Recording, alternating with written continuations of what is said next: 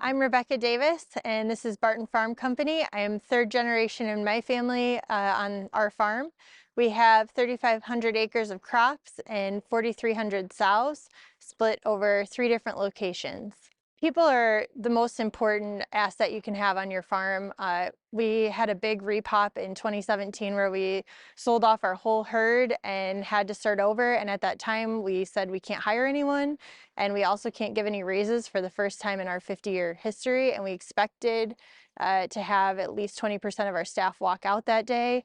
And it even makes me tear up now thinking about it, but every single person that was there when we made that decision stayed for the 2 years it took us to repop. You can't replace that, just having those people that really care and taking ownership of our farm. My role is mainly in the farrowing rooms, taking care of the sows having babies. Typically we have roughly 1,000 born per week and wean out 700 to 800 a week. Our particular farm here has been the first of Barton Farm Company to switch to Prop 12. So we wean out into pens, and the sows stay in pens throughout their cycle until they're a couple days ready to farrow. And then once they wean, that is where we see a lot of the fighting. We wean into typically a pen of 15, and we were pulling out maybe 1 or 2 sows per 50 head that we were weaning that were just exhausted from fighting. They were injured, they were down, and so that's a pretty big loss every week.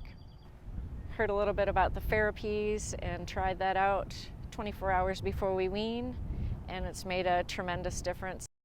Compared when we used to mix them without using the FerAppease, we would have, I say, sows that would go lame. We have downers. And since we've been using the FerAppease, we don't seem to have that issue, or as many, definitely. So that has backed way off. And I don't think it takes us as long to wean out, maybe 10 minutes off our time compared, because the sow is just kind of mosey. I say the last month we decided to give the gilts some FerAppease 24 hours before we crate them on before farrowing. And since we've been doing that, I noticed the gilts are a lot more calmer going, because they've never been in a crate before.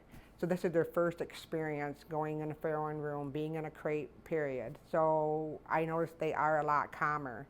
So animal handling has always been really important on our farm. Like I said, we've always been group housed, so just knowing how to work with the animals and move them in groups and identify those animals that need care as part of like that cohort has been really important, and our staff is really comfortable with that. So that's, using those herd behaviors to know when an animal is sick, stressed, or just, for whatever reason not feeling well.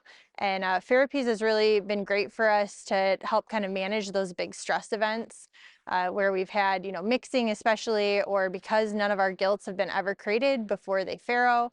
We're able to utilize it there to kind of keep those animals calm and give them a better first farrowing experience, which leads to better production during their life as a sow on our farm.